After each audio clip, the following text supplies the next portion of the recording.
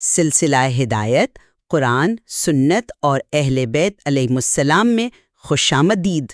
آج ہماری گفتگو کا مرکز قرآن مجید کی 32ویں سورہ سورہ سجدہ ہے۔ یہ ایک مکی سورہ ہے جو ہمیں کائنات کی تخلیق سے لے کر انسانی تقدیر کے انجام تک ایک بہت ہی عظیم سفر پر لے جاتی ہے۔ جی، اور اسی سفر کے مقصد پر آج ہم بات کریں گے۔ سوال یہ ہے کہ سورہ سجدہ کا اصل محور کیا ہے؟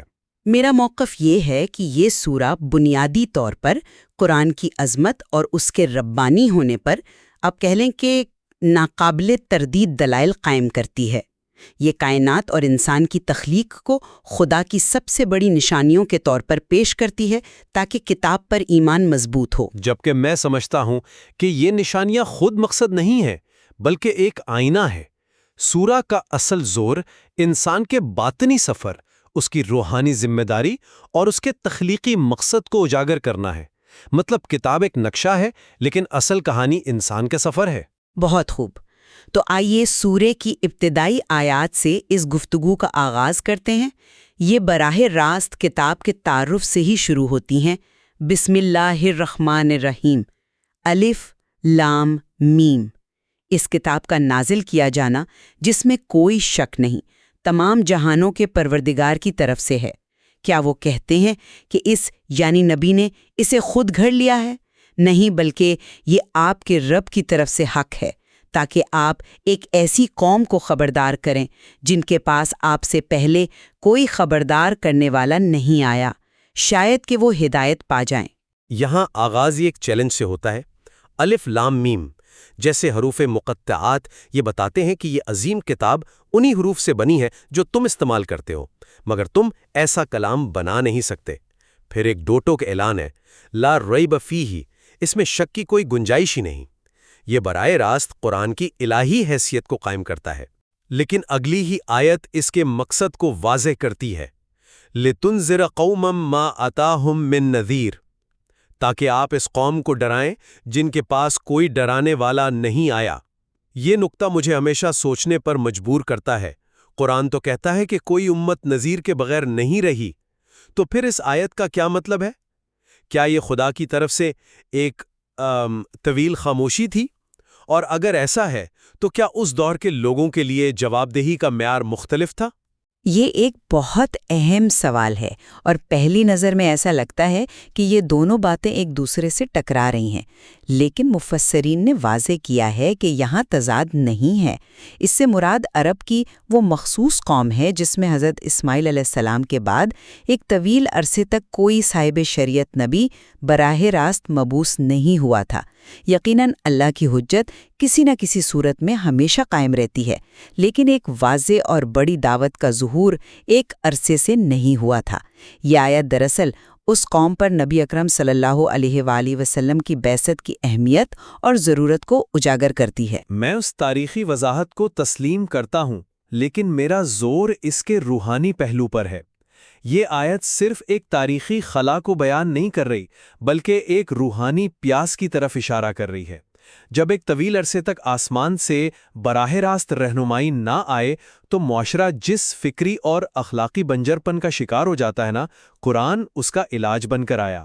تو کتاب کی عظمت اس کے الفاظ میں نہیں، اس روحانی زندگی کو بحال کرنے کی طاقت میں ہے۔ اور وہ زندگی بحال کرنے کی طاقت وہ اسی کائنات کے خالق کی طاقت سے جڑی ہے۔ اسی لیے سورہ فوراً کائنات کی تخلیق کی طرف متوجہ کرتی ہے۔ اللہ الذی خلق السماوات والارض وما بینہما فی 6 ایام ثم استوى علی العرش یدبر الامر من السماء الی الارض ثم یعرج الیہ فی یوم کان مقدارہ 1000 سنة مما تعدون۔ اللہ وہ ہے جس نے آسمانوں اور زمین کو اور جو کچھ ان کے درمیان ہے 6 ادوار میں پیدا کیا، پھر عرش پر متمکن ہوا۔ وہ آسمان سے زمین تک ہر معاملے کی تدبیر کرتا ہے، پھر وہ معاملہ ایک ایسے دن میں اس کی طرف لوٹتا ہے جس کی مقدار تمہارے شمار کے مطابق 1000 سال ہے۔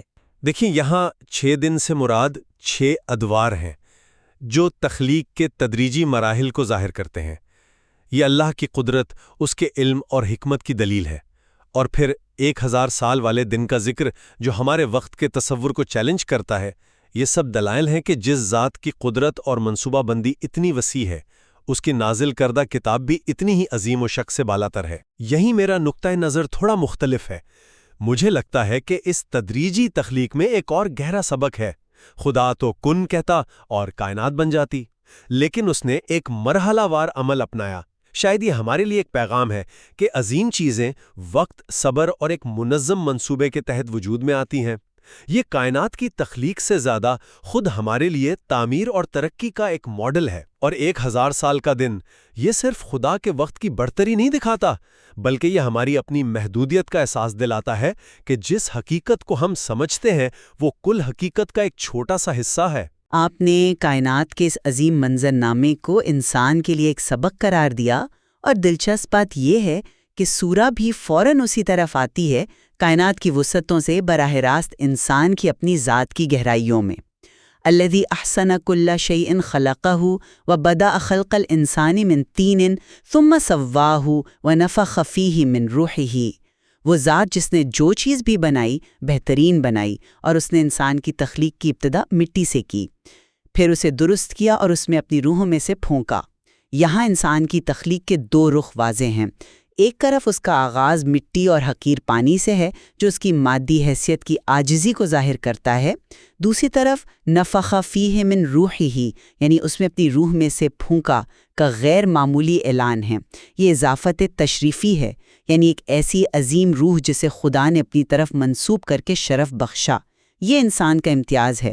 میرا موقف ہے کہ یہ آیات واضح طور پر حضرت آدم علیہ السلام کی ایک منفرد اور براہ راست تخلیق کو بیان کرتی ہیں، جو انسان کے بارے میں نظریہ ارتقاء سے مطابقت نہیں رکھتیں۔ میں سمجھتا ہوں کہ اس آیت کو حیاتیاتی ارتقاء کی بحث میں الجھا دینا اس کے اصل روحانی پیغام کو محدود کر دیتا ہے۔ میرے نزدیک یہ آیت ایک سائنسی رپورٹ نہیں، بلکہ ایک گہرا مذہبی اور فلسفیانہ بیان ہے۔ اصل نقطہ یہ نہیں کہ انسان کی جسمانی تخلیق کا عمل کیا تھا، بلکہ یہ ہے کہ اس کا روحانی مقام کیا ہے۔ مٹی اس کی حیوانیت اور محدودیت کی علامت ہے، اور روح الہی اس کی لامحدود روحانی صلاحیت کی علامت ہے۔ انسان ان دو حقیقتوں کا سنگم ہے۔ یہ آیت ہمیں بتاتی ہے کہ ہر انسان کے اندر اس کی مادی حقارت کے باوجود ایک خدائی جوہر موجود ہے۔ اصل چیلنج اس جوہر کو پہچاننا اور پروان چڑھانا ہے۔ جوہر کو پہچاننے سے بہت سے لوگ انکار کرتے ہیں، اور سورہ اسی انکار کی نفسیات کو بیان کرتی ہے، اور وہ کہتے ہیں کیا جب ہم زمین میں گم ہو جائیں گے تو کیا ہم نئی تخلیق میں آئیں گے؟ بلکہ وہ اپنے رب کی ملاقات کے ہی منکر ہیں۔ کہہ دیجئے موت کا فرشتہ تمہیں پورا کا پورا وصول کر لیتا ہے۔ اور وہ کہتے ہیں ان کا اعتراض بظاہر منطقی لگتا ہے کہ بھئی بکھرے ہوئے ذرات کیسے جمع ہوں گے، لیکن قرآن کہتا ہے کہ اصل مسئلہ قدرت پر شک نہیں، بل ہم بلقاء ربہم کافرون۔ اصل مسئلہ یہ ہے کہ وہ حساب اور جواب دہی سے بھاگنا چاہتے ہیں۔ پھر جواب دیا کہ موت فنا نہیں، توفیٰ ہے، یعنی تمہاری روح کو مکمل وصول کر لیا جاتا ہے۔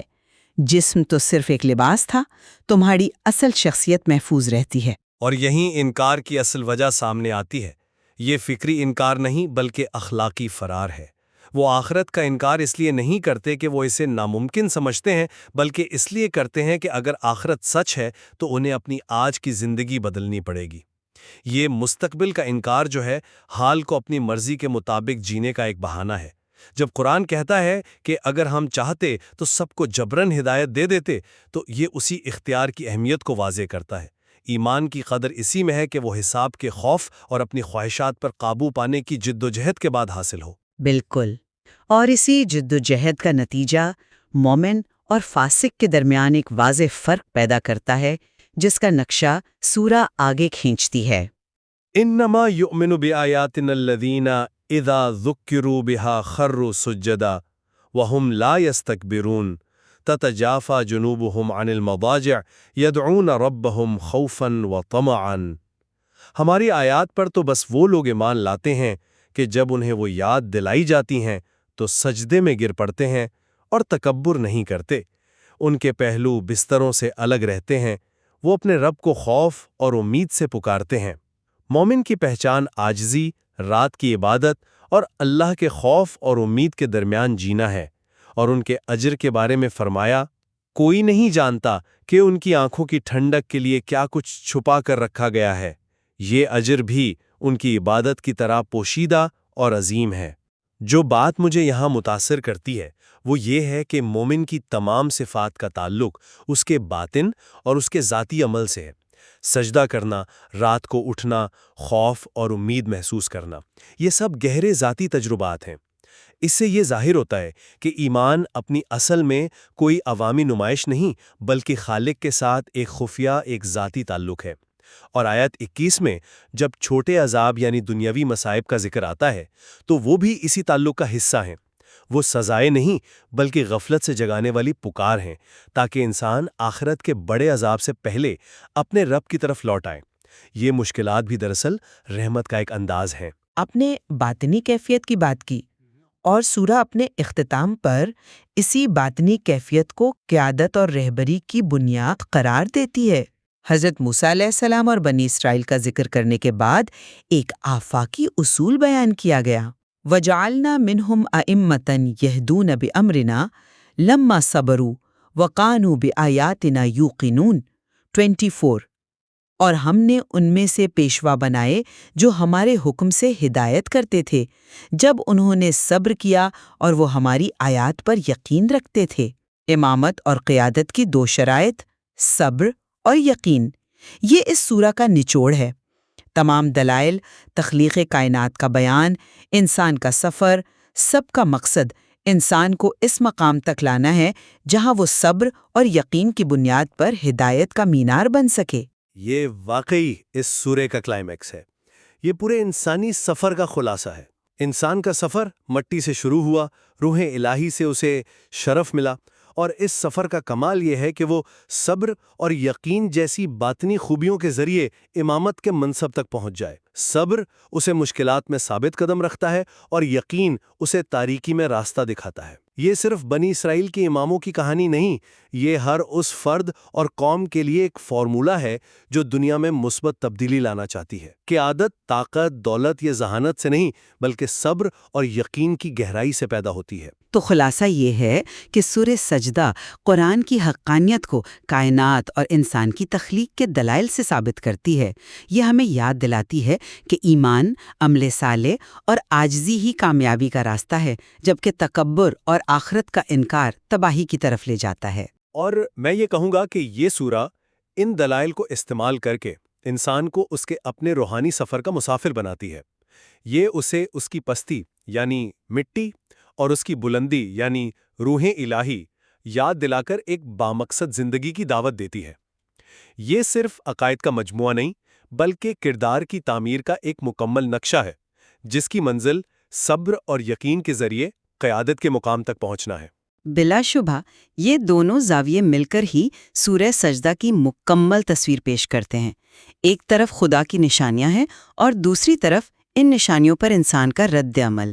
جی، اور یہ گفتگو اس بات کی یاد دہانی ہے کہ اس سورہ کے مضامین میں غور و فکر کے بے شمار پہلو ہیں جو ہمیں دعوت دیتے ہیں کہ ہم اس کے گہرے سمندر میں غوطہ زن ہوں اور اپنی زندگی کے لیے رہنمائی حاصل کریں۔